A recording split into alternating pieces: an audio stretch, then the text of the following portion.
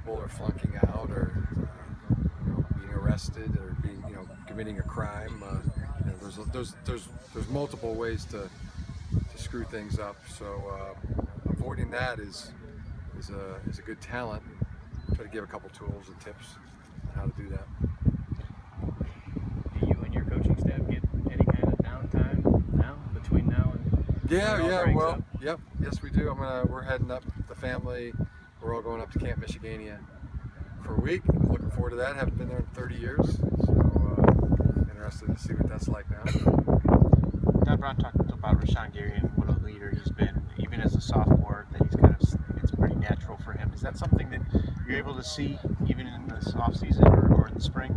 We saw it in the spring. It was obvious through the winter workouts and through the spring practices. Every day, attacking it with a lot of energy and force. Well, and you hate to. We're in June, so you hate to talk about it too much. But yes. Did I see it? Yes.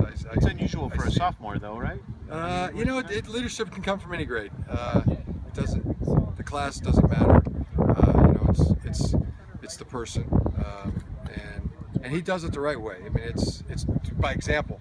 So it can't be denied when something's by example, and it can't be hidden by what class you're in. He does it by doing it by great example. You have a lot of your younger, some of your early enrollees, some of the guys that are just reporting here, working this camp, working kind of as in some of that guest coaching variety. Are you able to glean anything from that when you get to see them kind of teach some of the younger kids? Oh, it's just a pleasure. It's a pleasure to finally have them here on campus and see them walk in the halls, and the process begins of really being together on a daily, weekly, monthly, yearly basis, and to also start the process of this being their home. I've always felt that it takes 21 days to really be acclimated to a new home. So, many cases it started today. So you take 21 days, 3 weeks out, circle that day on the calendar, and that's when they should feel like this is their new home, and it's nice to have that process started. Jim, with some of the early enrollees who came in January, what was that like to see them, adjust and adapt to college life? Everything about it, from workouts to school to socially. It was a real pleasure. The mid-year guys that came in this year, they were a real pleasure to work with, and they very seamlessly adjusted and adapted to college life and football, and we're good. We're good at both. We looked at the grades for the mid-year guys and what they did in the winter semester. It was highly successful in that regard, and then out on the football field as well. It's like, man, every guy out here is doing one whale of a job. So it's been a pleasure. Did you take that 21 days? Did you see that in that group as well? Yeah, there was definitely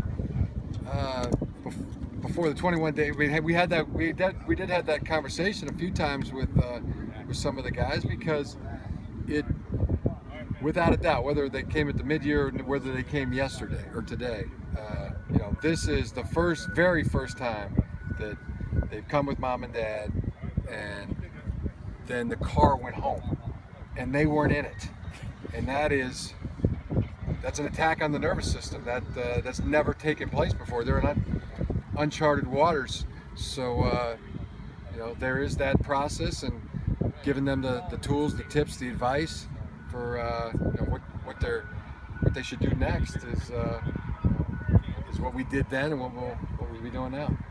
Caesar was talking about how he one of the things he benefited from being here early was that his weight.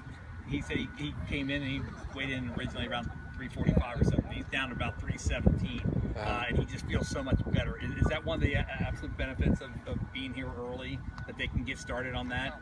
Yes, because it's a long process. The crash diets have proven not to be real effective. So to be able to space that out where it's a pound a week, it seems to be scientifically the best way to get in the best shape and reduce the body fat, etc. So it's been good for him. Again, you're talking about freshmen, and you hate to say too many great things about him, because there's still a lot of long road to hoe, as they say. But really, he's one of the ones we're most pleased with. Yes. Are there any roster changes? I'm sorry. I was going to say, what specifically are you pleased about? I mean, The level of maturity Yeah. with Caesar, the football talent and effort, and the way he performed in the classroom. He's serious. Some people call it like an older soul or old soul. I've heard my people talk about that. That's kind of what sum him up. Are there any roster changes from the end of spring to what you expect on July 31st when you start again? Anyone left the program, transferred out? Anyone transferred in? We don't know. We'll see. It's been my experience. Those usually happen like right before. They usually happen historically the day before winter conditioning starts and the day before the training camp starts. So I usually sit in my desk by my phone and wait for it to ring. Are there any you anticipate at this point? I mean, you're in discussions with anyone? That's not for public consumption or anything, but yeah, they're usually those things happen. They usually happen the day before camp starts. Are the grad transfers done? I mean, are you still pursuing? Is that still on the table potentially for anyone, or are all those kind of settled? I think we're settled. We're settled. What about this year's freshmen who are arriving today and tomorrow? Do you anticipate everybody to arrive on campus? I do. Yeah, All we right. do. Yep.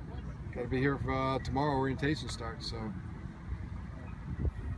we'll say a prayer that all the cars and the planes operate effectively.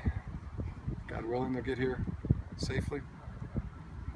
one of the guys who's supposed to be here, Jordan Anthony, talked to him. He said one of the things, he's a big baseball player. Mm-hmm. And he said maybe down the road, once he gets settled in and play football and everything, that may be a possibility for him later down the road. Is that something you would embrace if it works out for him that way? Oh, very much would embrace it.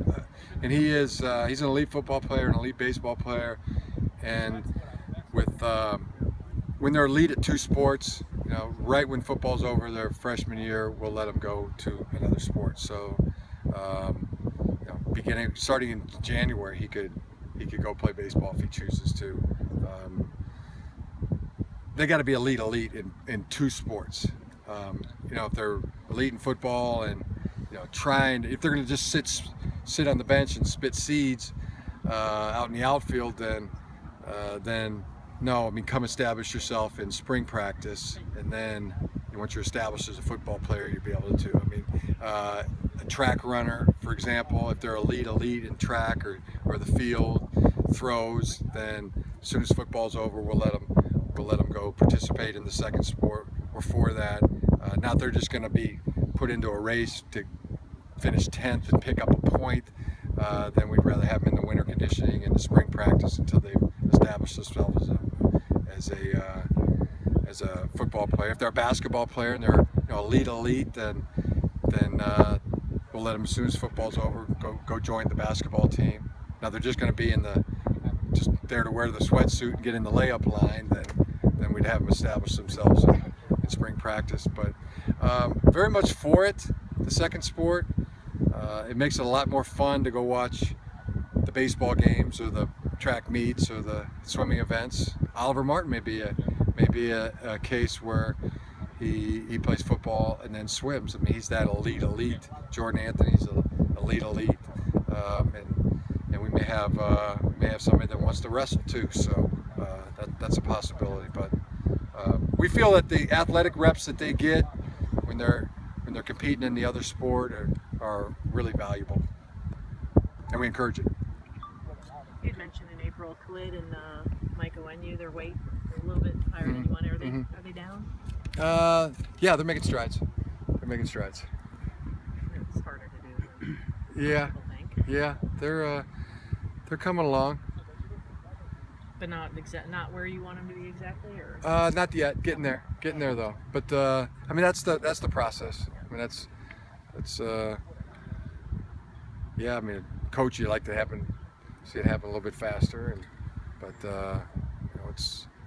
I think they understand now that things have amped up, and there's heat out here, and these workouts are more strenuous. Just how important it is for them to be in great shape. Because if you're not in great shape, it's I don't know. No matter how courageous you are as an athlete, it makes cowards of us all when when you're fatigued and out of shape during a game. So I think that reality's getting in there.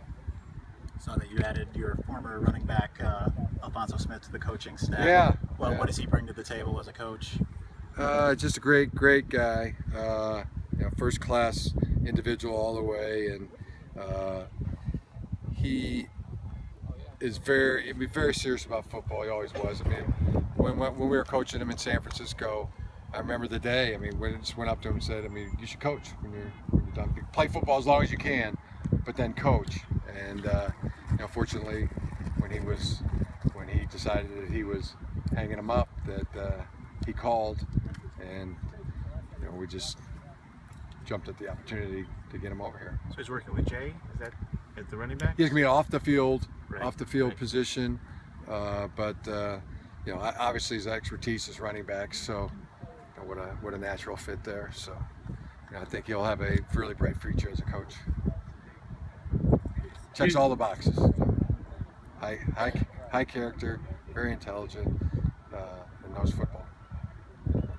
You said recently that Drake Harris is moving to corner. Are there any other position changes?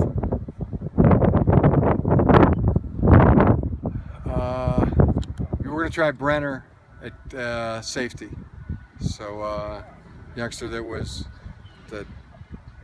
a student at Michigan and tried out for the team and made the team, and then was rising up the depth chart at receiver, and he's shown to be a very good athlete, but he doesn't catch the ball great.